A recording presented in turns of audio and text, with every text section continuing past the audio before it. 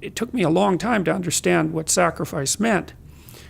Because on the surface of it, especially the way it's acted out, like burnt offerings and that sort of thing, it just seems like, well, it seems so archaic and distant from us that it's not really comprehensible. But partly from reading Jean Piaget, and Nietzsche for that matter, I started to understand that people often acted out conceptions before they understood what they meant.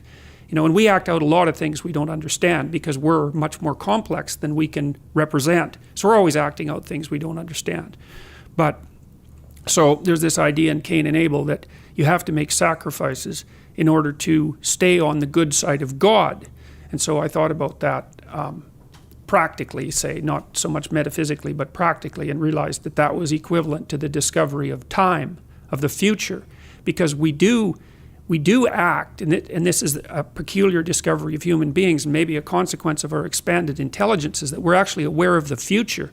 And we actually treat the future as if it's something that you can bargain with. Now, partly it's because the future is other people, and they remember your reputation, they remember your past actions, and if you do someone a favor, then that favor is in some sense stored up in the future. So you could think about the future as a place of judgment about your moral actions, and it's not that far from that to imagining a God who's keeping track of that, or who even is that. But in any case, the idea of sacrifice emerges in the story of Cain and Abel, and Cain and Abel both make sacrifices to God in order to stay on his good side, let's say. And what a sacrifice means is that you give up something of value in the present so that you can improve the future. And that's no different from what we call discipline. It's exactly the same thing. It's just the concretely acted out version of that. And so, the idea basically was that, well, God was in the transcendent heavens. And the first question would be, well, why is that? And it's like, well, if you go out on a really dark night and look up at the sky, you have a sense of what's beyond you, what's transcendent, what's infinite.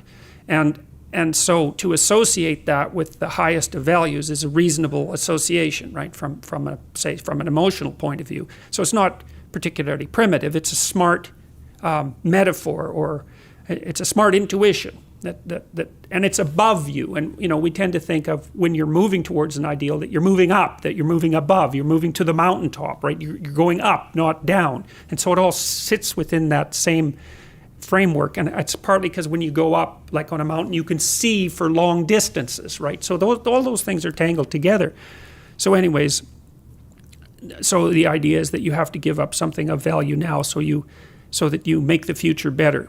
And sometimes it's even something you love now, and that's a good example too, because often the things that stop us from moving forward are our attachments to things that we should no longer be attached to, right? And in fact, you can almost make that definitional.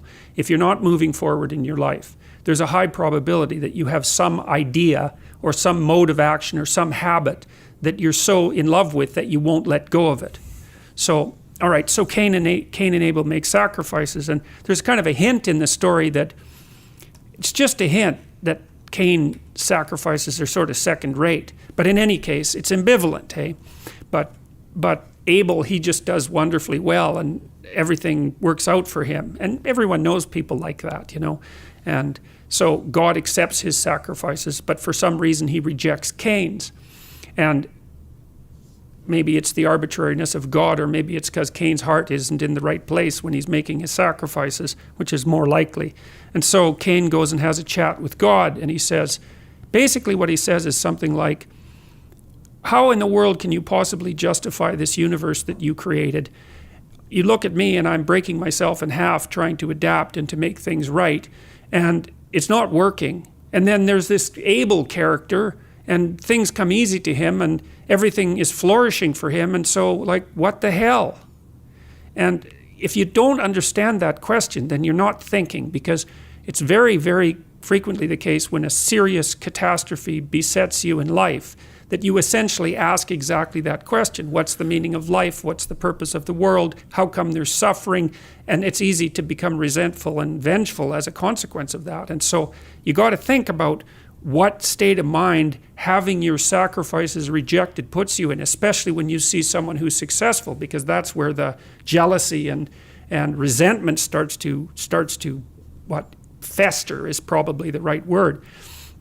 And so God says to Cain exactly what he doesn't want to hear, which is, well, yeah, okay, but you have made lots of mistakes in your life. So he basically says sin is at your door like a predatory and sexually aroused animal, and you've invited it into your house to have its way with you and produced something creative as a consequence.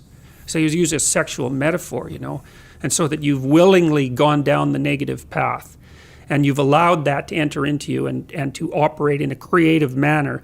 And you've spun off all these terrible thoughts and this justification for not acting properly. And that's why things aren't going well for you. And so don't lay that at my feet, which is the most brutal possible message he could have got. And so then he leaves the presence of God, let's say, and it says in the story that his countenance fell, which meant he was basically enraged. And so what does he do? He goes out and kills Abel. And then that's a very fascinating idea, because Abel is his ideal. So he kills his ideal. And when you kill your ideal, you're lost. And then he does that to take revenge on Abel, but also to take revenge on God, which I think is extremely interesting and a deep, deep idea. Like these kids who shoot up high schools, for example, you cannot understand what they're doing unless you understand the story of Cain and Abel. You cannot understand what possesses them until you can understand that even someone who doesn't believe, it doesn't matter, it's the psychological state of mind that matters, is they're out for revenge on being itself. And that's why they produce as much mayhem as possible in the shortest period of time.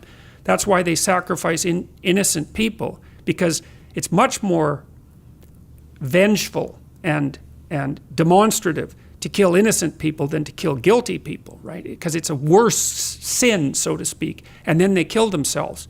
And they kill themselves as a final demonstration of their belief in nihilism and the horror of existence. Because you might say, well, why don't they just kill themselves first and save everyone the trouble? And there's narcissism in that too, because they know their names are going to be splashed across the page. That's their notoriety instead of their accomplishment. And of course, the media is unbelievably complicit in that.